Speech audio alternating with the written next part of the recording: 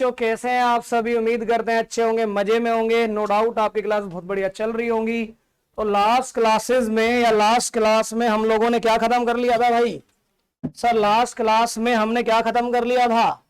Last class में हमने आपको बता दिया था कि जब हम शेयर बेचते हैं तो दो तीन बातें रहती हैं। केस वन, लम सम पे जब शेयर बेचेंगे तो तीन बातें होंगी। पहली बात कि जितना हम एप्लीकेशन को इनवाइट कर रहे हैं उतनी ही एप्लीकेशन हमें रिसीव्ड हो रही हैं, यानी कि कॉन्सिडेंस वाली स्थिति है। 1000 बेचना चाह रहे हैं, 1000 लोग ही खरीदना चाह रहे हैं, ना ज्यादा ना कम। दूसरे केस में हमने कहा था कि जब हम बेचना यानी कि हम इनवाइट 1,01,000 लोगों को कर रहे हैं तो हमें एप्लीकेशन 1000 से कम मिल रही है। मीन टू से सिचुएशन अंडर सब्सक्रिप्शन में है। अंडर सब्सक्रिप्शन का मतलब होता है जितना हम बेचना चाह रहे हैं उससे कम लोग इंटरेस्टेड हैं शेयर को परचेज करने के लिए। तो ऐसी दशा में सरकार ने एक रूल लगाया था कि अगर अंडर सब्सक्रिप्शन की स्थिति है तो कितने से कम नहीं होने चाहिए अंडर सब्सक्रिप्शन? हमारा अंडर सब्सक्रिप्शन 90% से कम नहीं होना चाहिए। इसी का नाम रखा उसने मिनिमम सब्सक्रिप्शन।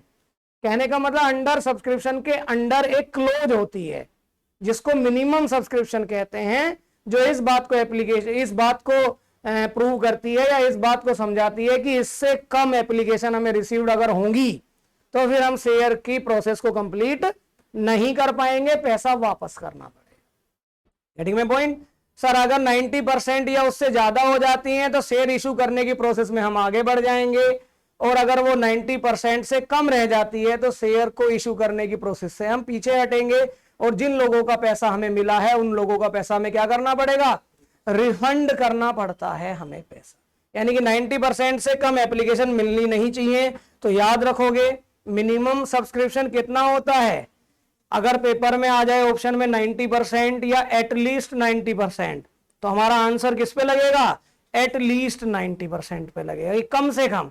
क्योंकि 90% और मोर, कम से कम इतना या उससे ज्यादा मिल जाए तो कोई आफत नहीं है, पर 90% से कम नहीं मिलना चाहिए, ये याद रखेंगे। अब सर जी बताओ केस 3 आप क्या नाम रखोगे? हमें पता चल गया पहले से ही। अब आप बोलोगे कि ज्यादा लोग इंटरेस्टेड हैं तो उसको क्या बोलेंगे हम? Over subscription. ज्यादा लोग इंटरेस्टेड हैं तो भैया आप क्या नाम रख दोगे उसका? Over subscription.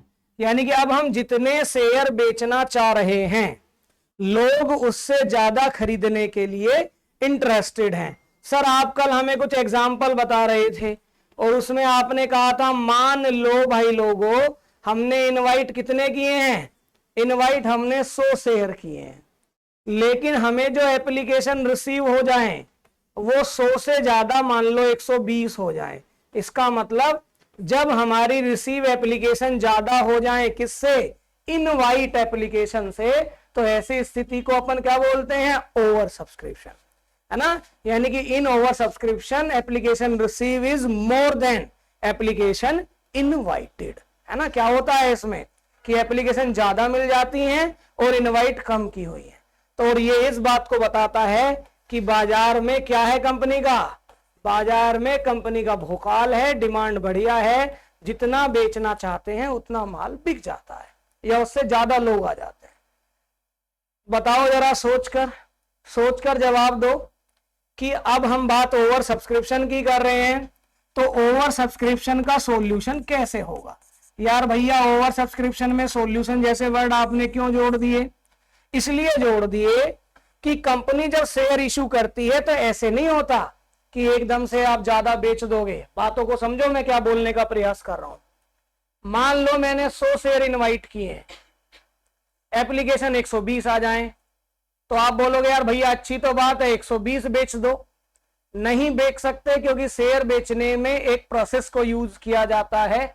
उस प्रोसेस को फॉलो करने के बाद ही शेयर इनवाइट किया जाता है जनरल पब्लिक को, और उसको बोलते हैं प्रोस्पेक्टस। तो प्रोस्पेक्टस में जितने शेयर छप जाते हैं कि हम इतने शेयर बेचना चाहते हैं उससे ज्यादा शेयर नहीं बेच पाएंगे। बेशक एप्लीकेशन हमारे पास क्या आ जाए? ज्यादा आ जाए, क्योंकि लीगल इश्यूज हैं। इसका मतलब प्रोस्पेक्टस पे जितने शेयर लिख दिए गए हैं मैक्सिमम उतने ही बिकेंगे, और जितने प्रोस्पेक्टस पे कंपनी प्रिंट करा देती है कि इतने शेयर हम बेचेंगे, उन्हीं को हमने क्या बोला है, इनवाइट।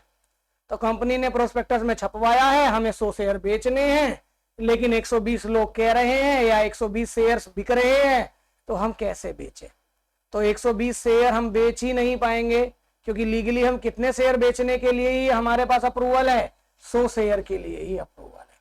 तो हम क्या बोलेंगे कि सर जी पहला ऑप्शन तो हमारा ये है ओवर सब्सक्रिप्शन का, यानी कि जब ओवर सब्सक्रिप्शन की सिचुएशन आ जाए तो पहला सॉल्यूशन ये है कि जितने भी लोगों ने आपको क्या भेजा है, एक्स्ट्रा पैसा, तो आप क्या कर दो, एक्स्ट्रा मनी रिफंड, ठीक, रिफंडेड बाय द कंपनी, ठीक, extra money refunded by company. तो पहला तरीका क्या होता है कि पहला तरीका तो ये है कंपनी एक्स्ट्रा पैसे को क्या कर दे, वापस कर दे, कहते भैया हम नहीं बेच पाएंगे, आप अपना वापस ले जाओ। ठीक, मैं पॉइंट क्या बोलने का प्रयास कर रहा हूं? इसका मतलब सर आप हमें ये कहना चाह रहे हो कि एप्लीकेशन रिसीव कितनी हुई है, हमें एप्लीकेशन रिसीव हुई है हमें 120, लेकिन कंपनी मैक्सिमम शेयर कितने इशू कर पाएगी, मैक्सिमम शेयर तो 100 ही इशू कर पाएगी। तो ये जो एक्स्ट्रा लोग हैं, ये जो एक्स्ट्रा शेयर्स के लिए एप्लीकेशन आई है 20, इनको क्या करना पड़ेगा, हमें रिफंड करना पड़ेगा। और मैंने बताया होगा रिफंड के साथ कौन सा लेटर जाता है, LOR, लेटर ऑफ रिग्रेट, कि हमें बड़े दुख के साथ सूचित करना पड़ रहा है कंपनी आपको शेयर नहीं बेच पाएगी, ठीक, और आप अगली बार जरूर ट्राई करें, हम प्रयास करेंगे, हम आपको शेयर देंगे। फिर इन्हें बता भी देंगे company first come first serve basis पे काम करती है, जो पहले आएगा उसको पहले शेयर दिया जाएगा, तो आप अगली बार जल्दी ट्राई करना, ऐसे करके भाषण हम इन्हें दे देंगे। बोलो कोई दिक्कत इस बात में? सर जी फिर आपने यहाँ तरीका ए क्यों लिखा है, इसका मतलब तरीका क्या हो सकता है, तरीका बी भी हो सकता है अगर हमने तरीका ए लिखा है तो। और सर यार ये तरीका बी क्या हो सकता है, इसको समझने के लिए आप पहले एक छोटा सा एग्जांपल सुनो, है ना। ये है एक दुकान और यहां है 2 ग्राहक, ठीक, और मान लो इस दुकान के पास, दुकान वाले के पास 2 सूट है, ये सूट बेच रहा है। सर जी यार पैंट क्यों नहीं बिकवाई, बेटा ये लड़कियां अभी कन्या जिम के आई हैं, इनकी जेब में पैसे हैं, तो दुकान वालों को पता है कौन खरीद पाएगा, तो ये ही खरीद पाएंगे अभी, और इनसे लड़ना भी मत क्योंकि इनके पास पैसे हैं। तो जब आदमी पे पैसे हो तो उससे लड़ना नहीं चाहिए, वो केस कर देता है, डरता नहीं है, फिर वो कहेगा पुलिस बुला लूंगा, चाहे खर्चा कितना हो जाए। सुनो जी अब क्या है जी, सर जी एक सूट इधर बिक रहा है, एक सूट सर जी इधर बिक रहा है। अरे हाँ या ना? अब सर हुआ क्या, ढंग से देखना, ये बहन जी खरीदने आई हैं 1 सूट और ये बहन जी खरीदने आई हैं 2 सूट, ये ज्यादा जिमने गई थी, इन पे ज्यादा पैसा है। अब सुनो हुआ क्या, सर जी ये वाला सूट भी और ये वाला सूट भी किसने ले लिया, ये दोनों ही सूट किसने खरीद लिए, मान लेते हैं ये कोई मिसेज लिखे, MRS क्या लिखे, अरे कुछ भी मान लो, मिसेज मुझे पता नहीं है ना कौन सा किसके लिए यूज होता है, ठीक, अरे मिस्टर ही लिख दिया दिखा हमने तो, अरे कोई बात नहीं लगा देते हैं, चलो जी मिसेज ए हैं और मिसेज बी हैं। अब बी ने 2 के 2 से मतलब 2 के 2 सूट खरीद लिए। अब समझो मैं कहना क्या चाह रहा हूं, यानी कि किसको वापस करना पड़ेगा, इसका मतलब दुकान वाले के पास 3 सूट खरीदने का ऑफर आया, लेकिन उसके पास अवेलेबल कितने थे, तो एक को उसने क्या कर दिया, एक को पैसे रिफंड कर दिए, क्या बहन जी आपको नहीं दे पाएंगे, दोनों इन्होंने खरीद लिए। ये सिचुएशन हम ऊपर लिख कर आए कि एक्स्ट्रा वाले को हम क्या कर देते हैं, सीधा सीधा मना कर देते हैं, वापस करा देते हैं, जी आपको नहीं दे पाएंगे हम। दूसरा मान लो दुकान वाला समझदार है थोड़ा सा, वो दिमाग लगा के कहता है यार ये कोई नया ग्राहक है, ये तो बहन जी आती रहती है, जानकार है, तो वो उनको बुलाकर कहते हैं आप हमारी यहाँ एक निवेदन सुन लो कि आप एक काम कर लो, अभी के लिए कितने खरीद लो, एक ही खरीद लो, और एक किनको दे दो, ये वाला एक इनको लेने दो। ऐसा करने से क्या होगा, दोनों ग्राहकों तक माल चला जाएगा, जिसने ज्यादा मांगा उसको कम मिल जाएगा, उसने 2 मांगे थे उसको 1 दे देंगे, और उसको 0 मिल रहा था तो यहां से जो 1 बचेगा वो भी उसको मिल जाएगा। तो ऐसा करने से दोनों ग्राहकों को मिल जाएगा।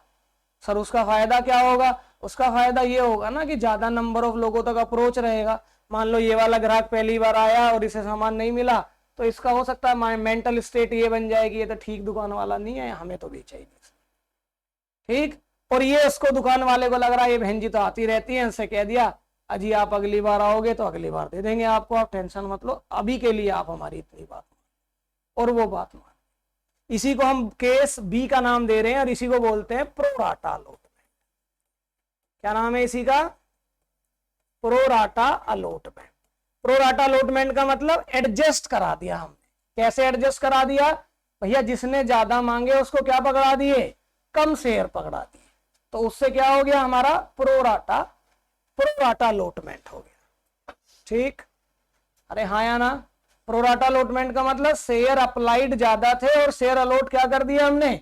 कम कर दिए, उसी कैटेगरी बना दी उनकी कि उसी को हमने नाम क्या रख दिया? Pro rata allotment. अरे हाँ या ना?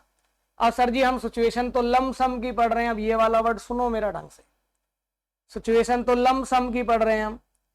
अब आप सोचो दुकान वाले को कितने के पैसे मिले थे?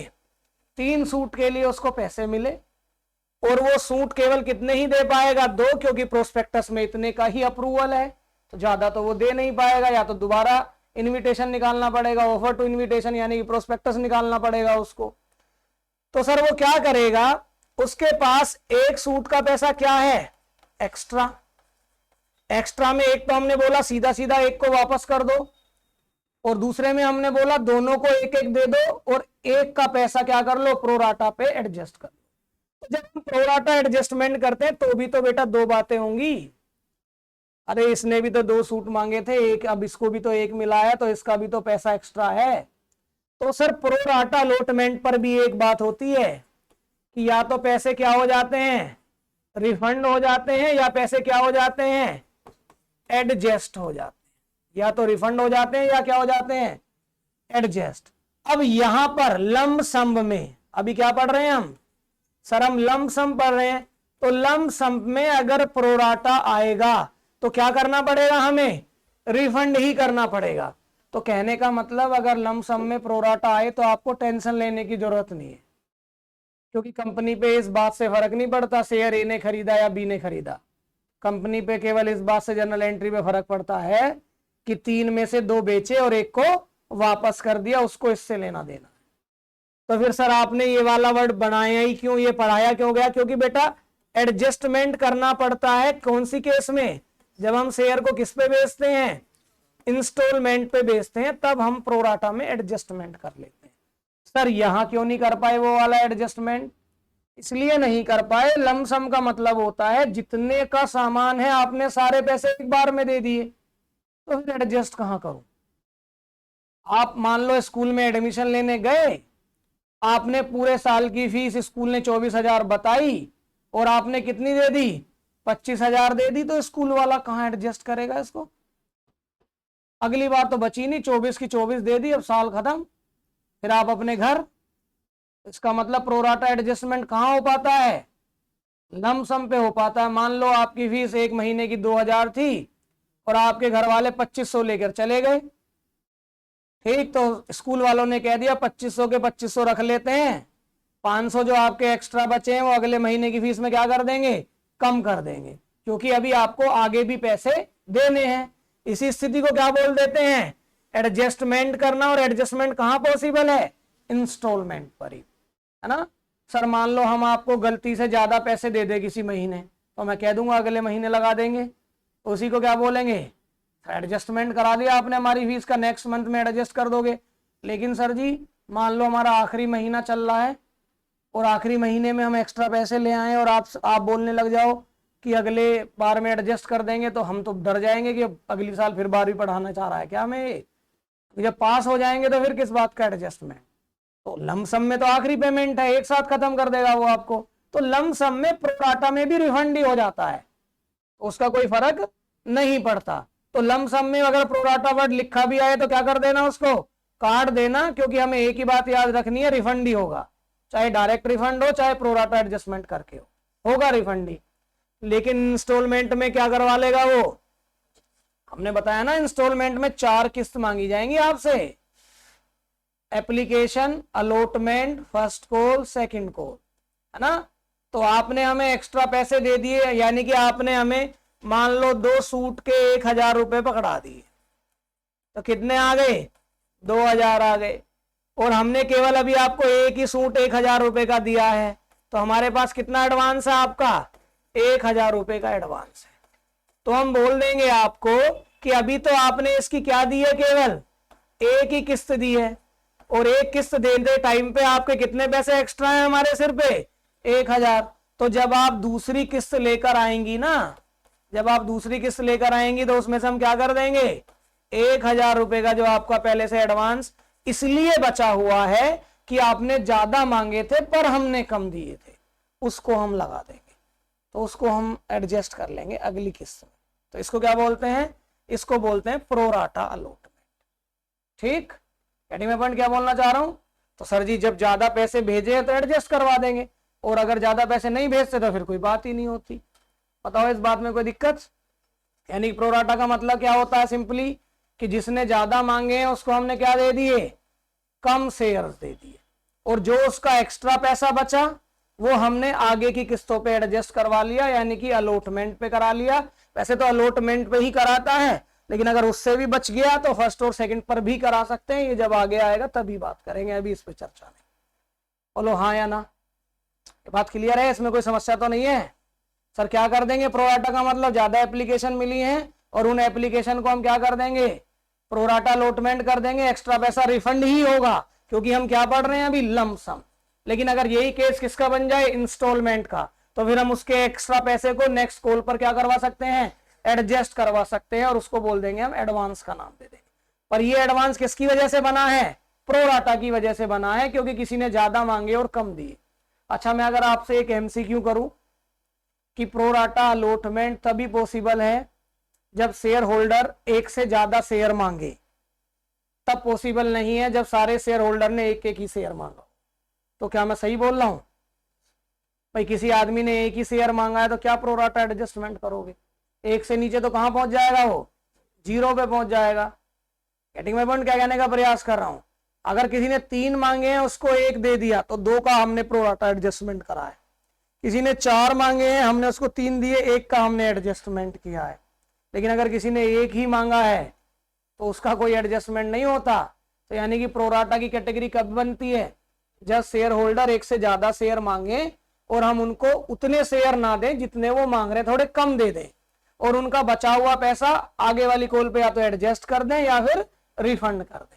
अभी हमने क्या मान लिया कि अभी हम प्रोराटा का केस है, आगे कुछ देना ही नहीं है उसको, तो वो अपने सारे पैसे क्या करके ले जाएगा? वापस करके ले जाएगा। सर जब इसका कुछ फर्क ही नहीं पड़ रहा तो फिर आप हमें इतना बता क्यों रहे हो? नहीं, इंस्टॉलमेंट में फर्क पड़ेगा, मैं फिर से बताऊंगा। तो अभी थोड़ा थोड़ा याद हो जाएगा, फिर से रिपीट होगा, तो लर्निंग थोड़ी ज्यादा हो जाएगी। सर अब 2 केस हो गए। पेपर में एक बार क्वेश्चन भी आया था कि बताओ अगर प्रोराटा ओवर सब्सक्रिप्शन है तो उसका क्या क्या ट्रीटमेंट आप कर सकते हो। ऐसा पेपर में क्वेश्चन आ रखा है, तो क्या बोलोगे? पहला ट्रीटमेंट तो हम एक्सेस एप्लीकेशन को रिफंड कर सकते हैं। दूसरा ट्रीटमेंट हम एक्सेस एप्लीकेशन का प्रोराटा अलॉटमेंट कर सकते हैं। अरे हाँ या ना? समझ गए मैं क्या बोल रहा हूं? और तीसरा ट्रीटमेंट भी है। सर तीसरा ट्रीटमेंट क्या होगा? अरे दोनों को मिला दो, दोनों को मिला दो, कुछ को वापस कर दो और कुछ का क्या कर दो? प्रोराटा अलॉटमेंट कर दो। तो क्या बोलते हैं उसको? आखिरी वाले को। पहले दोनों को मर्ज कर दिया कि पार्टली रिफंड एंड पार्टली का क्या कर दिया? पार्टली का प्रोराटा अलॉटमेंट, एंड पार्टली का क्या बोलो? Pro rata allotment. तो अब याद रखना, ओवर सब्सक्रिप्शन को 3 तरीके से ठीक किया जाता है। पहला, एक्सेस एप्लीकेशन को रिफंड किया जाता है। दूसरा, एक्सेस एप्लीकेशन का प्रोराटा अलॉटमेंट किया जाता है। तीसरा, एक्सेस एप्लीकेशन को कुछ को प्रोराटा अलॉटमेंट में डाल देते हैं और कुछ को क्या कर देते हैं? रिफंड कर देते हैं। सर जी जरा इसका एक बार एग्जांपल बताना। इस तरीके से कहेगा, ऐसे बोलेगा कि हमने इनवाइट किया था, ढंग से देखना, हमने इनवाइट किया था 1.5 लाख एप्लीकेशन को, और हमें जो एप्लीकेशन रिसीव हुई हैं वो हुई हैं 1 लाख नहीं 2 लाख। एप्लीकेशन कितने रिसीव हुई हैं? 2 लाख, है ना। आगे कहेगा, देखो ऐसे बोलेगा कहेगा 1,80,000 शेयर allotted to 1,50,000। ठीक, 1,80,000 शेयर्स allotted to 1,50,000। उल्टी सुल्टी लाइन हो गई, चलो कोई बात नहीं, अब नहीं चेंज कर रहा। यानी कि कहना क्या चाह रहा है कि जिन्होंने 1,80,000 शेयर मांगे थे उनको कितने अलॉट कर दिए, 1.5 लाख। यानी कि all those who invite the application who applied the application for 1,80,000 allotted to them only 1,50,000 shares. यानी कि वो लोग जिन्होंने 80 शेयर मांगे थे उनको हमने कितने अलॉट कर दिए, केवल 1.5 लाख। आपको नहीं लगता प्रोराटा हो गया भाई? 1,80 जिन्होंने मांगे उनको कितने दिए, 1.5 लाख। और हमने क्या बोला, प्रोराटा में जो ज्यादा मांगता है उनको क्या पकड़ा देते हैं, कम पकड़ा देते हैं। लेकिन ये सारे नहीं है, अभी भी कितने बचे हुए हैं, 20,000। बोलेगा एंड बैलेंस एप्लीकेशन, है ना, रिफंडेड बाय कंपनी। और बाकी लोगों को क्या कर दी, नमस्ते कर दी, उन्हें वापस भेज दिया। इसका मतलब क्या निकला, इसका मतलब जिन्होंने 20,000 मांगे उनको कितने शेयर दिए, 0, उन्हें एक भी नहीं दिया, तो इसको बोलते हैं रिफंड की कंडीशन। और जिन्होंने कितने मांगे, 1,80,000, उनको कितने दे दिए, 1.5 लाख। तो इस तरीके से कंपनी ने क्या कर दिया, इस तरीके से कंपनी ने क्या कर दिया, इस तरीके से कंपनी ने 2 लाख लोगों को कितने शेयर दे दिए, 1.5 लाख शेयर दे दिए। कैसे कैसे दिए, 20,000 को 0 देके घर भेज दिया कि तुम्हें नहीं दे पाएंगे। तो ये वाली कंडीशन किसकी बनी, रिफंड। अबे यार, किसकी बनी ये वाली कंडीशन, रिफंड। और ये वाली कंडीशन किसकी बनी, प्रोराटा। तो समझ पा रहे हो, दोनों आगे, रिफंड भी और प्रोराटा भी। इसलिए शब्द में क्या लिखा हुआ है, पार्टली रिफंड और पार्टली प्रोराटा। कुछ हिस्से को रिफंड कर दिया और कुछ हिस्से को क्या कर दिया, प्रोराटा में कन्वर्ट कर लिया। अरे हाँ या ना सर, ऐसा क्वेश्चन ही इंस्टॉलमेंट में इंपॉर्टेंट होता है। सर पेपर में आए और हम कंडीशन बनाए तो एग्जाम्पल भी लिख देना जरूर। पहले वाले में क्या मान लेंगे, मान लो इसी को मुझे केस 1 का बनाना हो एग्जाम्पल, रिफंड, तो हम क्या बोलेंगे सीधा कि 2 लाख को कितने दे दिए, 1.5 लाख दे, नहीं 1.5 लाख को 1.5 लाख दे दिए और बाकी 50,000 को क्या कर दिया, रिफंड कर दिया। ये केस 1 में आ जाएगा। केस 2 में क्या बोलेंगे कि जिन्होंने 2 लाख मांगे उनको क्या दे दिए, 1.5 लाख दे दिए, तो ये क्या हो जाएगा, प्रोराटा अलॉटमेंट हो जाएगा। तीसरे में क्या बोलेंगे कि 1,80 वालों को 1.5 लाख दे दिए और बाकी 20,000 वालों को 0 दे दिए, तो इसमें दोनों आ जाएंगे। दोनों मतलब कुछ लोगों को एडजस्ट कर लिया और कुछ लोगों को रिफंड कर दिया। तो इसलिए 3 तरीके से काम हो सकता है, या तो सभी को एक्स्ट्रा को मना कर दो, या सभी एक्स्ट्रा को एडजस्ट कर दो, या कुछ एक्स्ट्रा को मना कर दो और कुछ एक्स्ट्रा को एडजस्ट कर लो। ये 3 काम प्रोराटा अलॉटमेंट में हम कर सकते हैं। अरे हाँ या ना सर, आपने हमें बार बार अभी कुछ बोला है, मैंने आपको बोला है, फिर से रिपीट कर रहा हूं, लम सम में प्रोराटा वर्ड में क्या करेंगे, हमेशा रिफंड ही होगा, टेंशन लेने की जरूरत ही नहीं है। अगर लम सम में प्रोराटा दिखाई दे तो उसको काट देना और एरो लगा के लिख देना ओनली रिफंड, कि यहां पर तो पैसा क्या करते हैं, सीधा रिफंड ही करते हैं। क्यों, क्योंकि आगे कुछ देना ही नहीं है, आगे कुछ लेना भी नहीं है, फाइनल है स्थिति। तो फाइनल है तो अब तो एक्स्ट्रा पैसा क्या करना पड़ेगा, वापस ही करना पड़ेगा। बोलो हाँ या ना। अरे बताओ जल्दी से। जैसे मैं बता देता हूं, एक बच्चा आया मेरे पास 12वीं क्लास में पिछले साल, कहता भैया यार थोड़ी फीस कम कर लो। तो डैडी जी भी आ गए उसके, मैंने कहा ठीक है सर कम कर देते हैं। तो हमने उसकी फीस मान लो 1800 कर दी। अब क्या हुआ कि वो पहले महीने 2,000 रुपए ले आया, मैंने 2,000 ही रख लिए। ठीक, ऑब्वियस है अगले महीने वो क्या करेगा, कट करके दे देगा। उसने अगले महीने काट के दे दिए, फिर उससे अगले महीने वो 2,000 ले आया, मैंने फिर रख लिए। अगले महीने फिर वो काट के ले आया। इस प्रक्रिया में वो मुझे क्या कर रहा था, एक्स्ट्रा दे रहा था और मैं क्या कर रहा था उनको।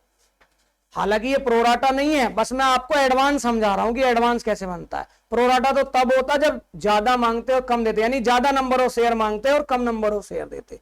लेकिन कंक्लूजन तो प्रोराटा का वही निकलता है, एडवांस। तो वो एडवांस दिया, आ गया आखिरी महीना, और आखिरी महीने में जो सिनेरियो बन रहा था वो 2,000 लाने का बन रहा था, कि वो उस टाइम पे हर बार कितने लाता है, एक बार 2000 अगली बार काट के, एक बार 2000 अगली बार काट, तो आखिरी महीने में सिनेरियो बना 2000 लाने का। तो मैं बैठ के सोच रहा था कि मैंने कहा कितना लाएगा, तो वो आया, वो 1800 ही लेके आया, 2000 नहीं लेके आया। बताओ क्यों नहीं लेके आया वो 2000? क्योंकि इस बार आगे एडजस्ट नहीं होता, तो लम सम में एडजस्ट नहीं होता। और मान लो ले भी आता 2000, तो मुझे क्या करने पड़ते? 200 रुपए रिफंड करने पड़ते, क्योंकि जब एडजस्ट करने का कुछ बचा ही नहीं है तो वापस ही तो करना पड़ेगा। तो प्रोराटा में भी लोग ज्यादा मांगते हैं, हम उन्हें कम दे देते हैं, इस वजह से उनका कुछ एडवांस बच जाता है। अगर वो एडवांस जो बचा हुआ है उन्हें आगे हमारी कोई किस्त देनी है, इंस्टॉलमेंट देनी है, तो उस पर एडजस्ट कर लो। और अगर नहीं देनी उन्हें आगे कुछ, तो उनका एडवांस वो क्या कर दो? वापस कर दो। लंब सम में वो एडवांस वापस इसलिए करना पड़ता है क्योंकि आगे एडजस्ट करने के लिए कुछ बचा नहीं होता, सारे पैसे इकट्ठे दे दिए। अब कहां एडजस्ट करवाओगे मास्टर जी? तो लिखो, अब हम जर्नल एंट्री पढ़ लेते हैं केस 1 की। और केस 1 हमारा क्या था? जिसमें हम क्या कर रहे थे? जितने इनवाइट उतनी ही क्या हुई थी? जितने इनवाइट उतनी ही एप्लीकेशन रिसीव्ड। ये तो था केस 1।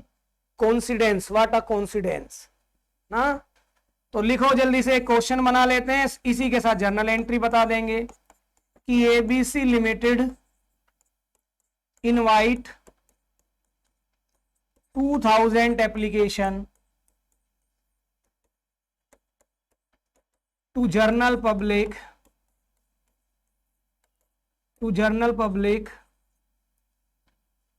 for subscription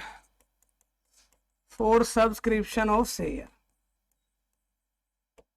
ठीक, company got application for all 2000 shares. समझ गए कि कंपनी को कितनी एप्लीकेशन मिल गई? पूरे 2000 के लिए एप्लीकेशन मिल गई। And all share allotted bye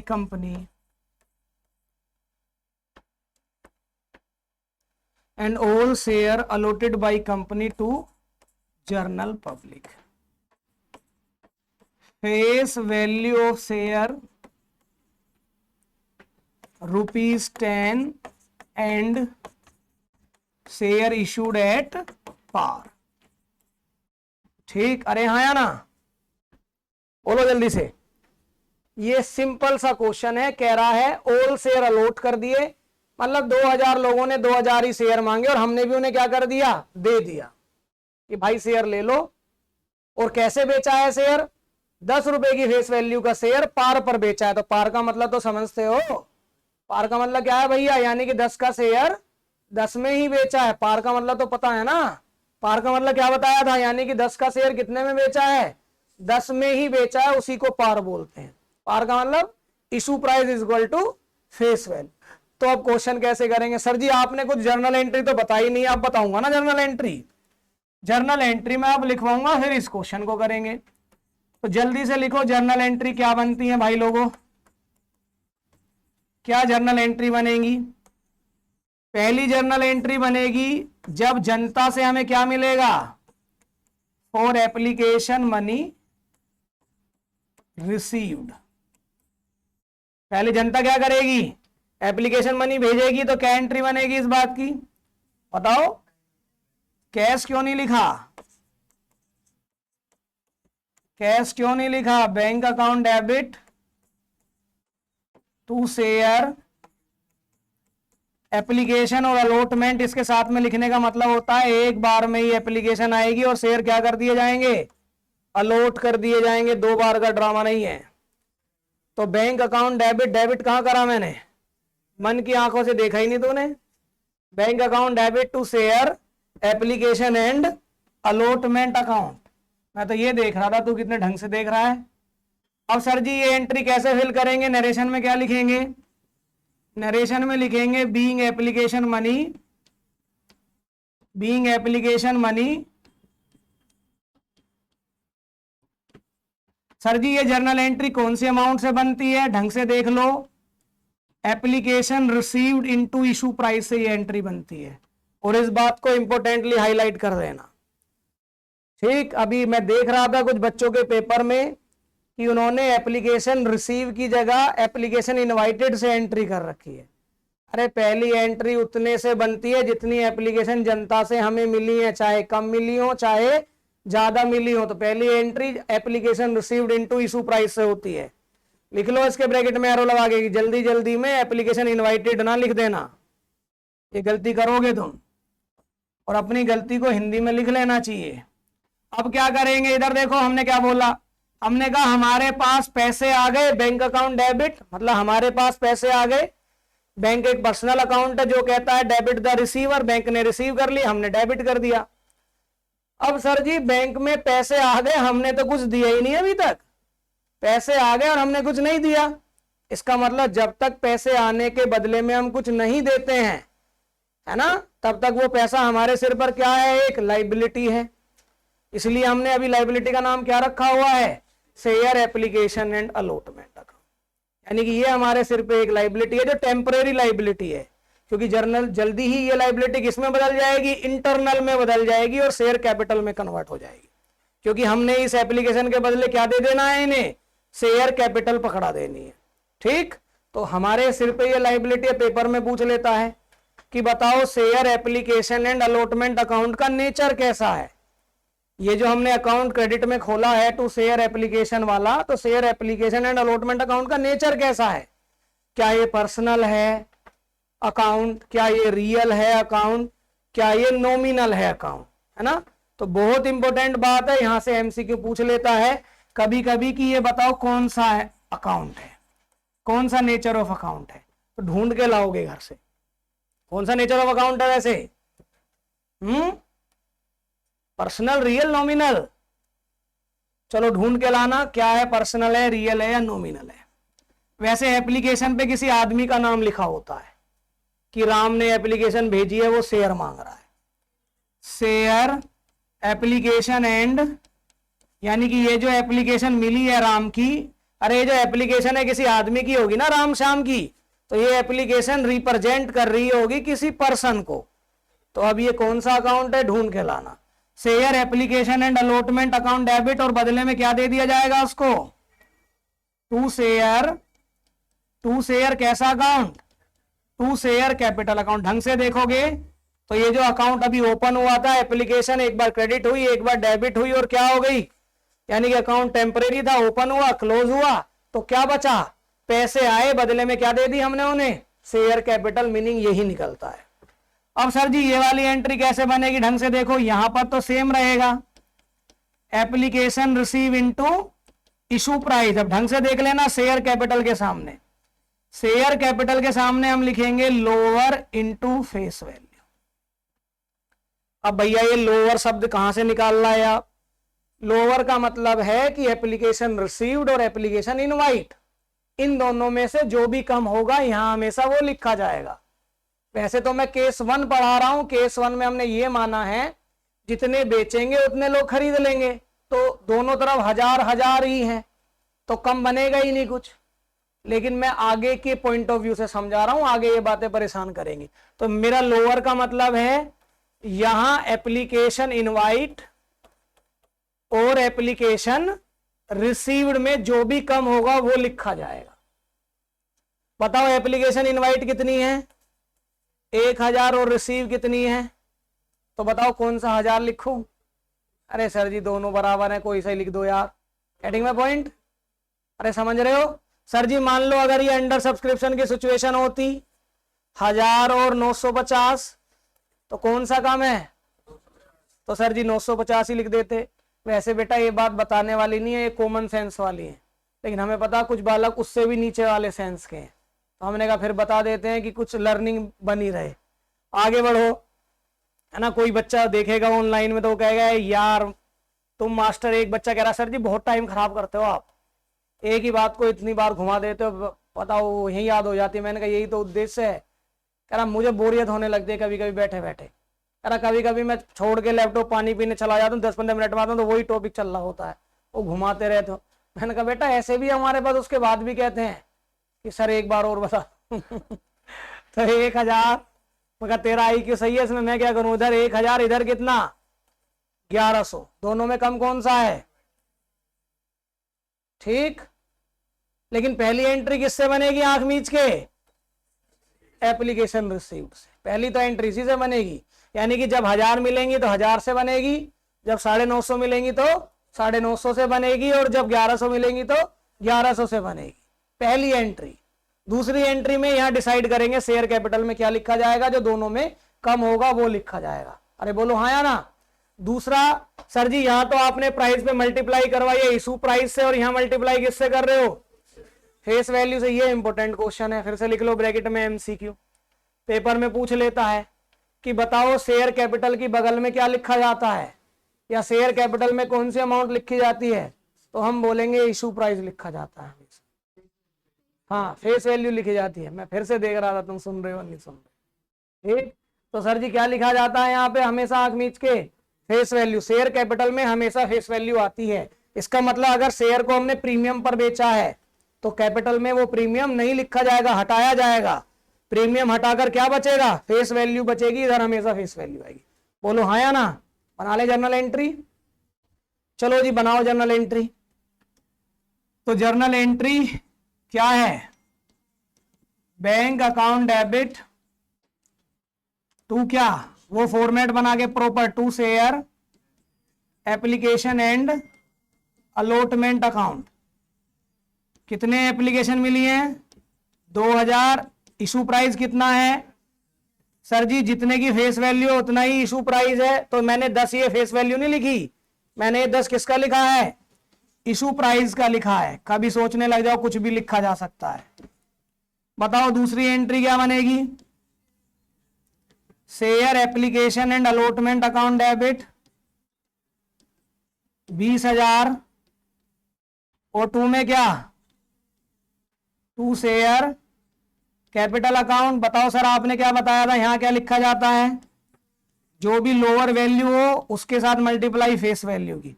1000 में दोनों ही वही लोअर बन जाएंगे, तो कितना हो जाएगा 20,000। सर जी कोई डिफरेंस तो बचा नहीं, क्योंकि अभी हमने ये अज्यूम किया है कि फेस वैल्यू बराबर इशू प्राइस है, इसलिए आपको प्रीमियम नाम की चीज दिखाई नहीं दे रही है, ये ध्यान रखना है, ठीक। अरे हाँ या ना।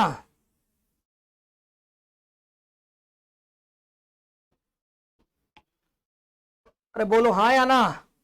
सर जी अगर इसमें प्रीमियम आ जाता तो लिख लो वो वाली बात भी। ये तो एंट्री किसकी बनी है, जब शेयर को हमने किस पर बेचा है, पार पर। अगर सर शेयर को प्रीमियम पर बेचते तो पहली एंट्री क्या बनती, सर जी पहली एंट्री पे कोई फर्क नहीं पड़ेगा। बैंक अकाउंट डेबिट टू में क्या लिखेंगे, to share application and allotment account, और मल्टीप्लाई किससे करेंगे sir ji, sir ji application received into issue price से मल्टीप्लाई करेंगे। और दूसरी एंट्री क्या लिखेंगे फिर हम, share application and allotment account debit to में क्या, टू शेयर कैपिटल अकाउंट। इधर देखो, इधर क्या आएगा अलॉटमेंट में, इधर देखो application receive into issue price. यहां क्या लिखा जाएगा, जो भी लोअर होगा उसके साथ फेस वैल्यू, अगर कुछ एक्स्ट्रा बच रहा होगा तो वो किस में लिखा जाएगा, फिर सिक्योरिटीज प्रीमियम अकाउंट में लिखा जाएगा, और यहां पे फिर से लोअर इनटू प्रीमियम, ठीक। वैसे यहां लोअर का कोई मीनिंग नहीं निकल रहा, क्योंकि यहां तो 1000 ये दोनों जगह, उससे कोई मतलब नहीं। अरे हाँ या ना। अरे बोलो जल्दी से। तो पिछले वाले क्वेश्चन में सेम क्वेश्चन रहेगा, बस तुम्हें लास्ट क्वेश्चन में ये अज्यूम कर लेना है और घर से बना के लाना है, अज्यूम शेयर इशूड एट ₹12। पहले तो हमने क्या मान लिया था, शेयर किस पे बेच दिया, फेस वैल्यू। अब हमने क्या मान लिया, शेयर को किस पे बेचा है, प्रीमियम पे, यानी कि 12 रुपए में बेचा, जो 10 से ज्यादा है। यानी कि एंट्री में क्या दिखाई देगा आपको, प्रीमियम दिखाई देगा। एक बात और बता दो जल्दी जल्दी से, मैंने आपको कल एक क्वेश्चन भी दिया था कि प्रोस्पेक्टस को इशू करना ऑफर है या इनविटेशन टू ऑफर है, ऑफर है या इनविटेशन टू ऑफर है। Issue of prospectus is a invitation to offer. समझ लो इस बात का मीनिंग क्या है। इनविटेशन टू ऑफर का मतलब होता है कि मैं तुम्हें इनवाइट कर रहा हूं कि तुम मुझे ऑफर करो, that is invitation to offer. मैं ऑफर नहीं कर रहा, मैं तुम्हें इनवाइट कर रहा हूं कि तुम मुझे ऑफर करो। सर जी ये टर्म क्यों बनाई गई? ये टर्म इसलिए बनाई गई, इधर ध्यान दें सभी बालक, इसलिए बनाई गई अगर किसी ने ऑफर को एक्सेप्ट कर लिया, मान लो मैंने ऑफर किया और तुमने एक्सेप्ट कर लिया, और इस ऑफर से कोई लीगल ऑब्लिगेशन बनी तो तुम पीछे नहीं हट सकते, और अगर पीछे हटोगे तो आपको कंपनसेशन देना पड़ेगा, आपके ऊपर केस हो जाएगा, क्योंकि ये नियम है। तो ऐसे तो सर जी आप अगर शेयर को बेचना यानी कि प्रोस्पेक्टस में लिखना अगर इनविटेशन बन जाएगा, तो मैंने इनविटेशन दे दिया 100 लोगों को कि मैं 100 शेयर बेचना चाहता हूं, और 150 खरीदने के लिए लोग आ गए, तो मैं तो 100 ही बेच पाऊंगा। तो ऐसे तो 50 लोग मेरे पे केस कर देंगे कि इसको कोर्ट में घसीटो, इसने हाँ करके मना कैसे करी। इसलिए ये ऑफर नहीं है, ये क्या है? इनविटेशन टू ऑफर है ना। आपने धोनी मूवी भी देखी होगी, उसमें वो मैच चल रहा होता है, वो सामने से आके कहता कैरम बोर्ड दे दो, उसने कहा नहीं है, उसने कहा वो पीछे रखा है, कह रहा वो फूल गया है, कह रहा वो तो पन्नी में पैक है, कह रहा तेरी समझ में नहीं आती, एक बार में नहीं बेचना जा। तो अगर दुकान खोलना इज इनविटेशन, तो ग्राहक आकर उसको मांग रहा है इज एक्सेप्टेंस, और लीगल भी है क्योंकि दुकान लीगल सामान ही बेच रहे हो। तो कहने का मतलब यहां तो वो ग्राहक केस कर देगा कि जी मुझे बेच नहीं रहा, ना ना, दुकान खोलना इज इनविटेशन टू ऑफर, कि मैं दुकान खोल के बैठा हूं, मैं तुम्हें इनवाइट कर रहा हूं, आओ मेरी दुकान पे खरीदने, तुम आओगे इज अ ऑफर। तो दुकान वाला ऑफर को क्या करता है? एक्सेप्ट करता है। दुकान खोलना इज नॉट अ ऑफर, दुकान खोलना इज इनविटेशन टू ऑफर। आप जाके दुकान पे क्या करोगे? ऑफर।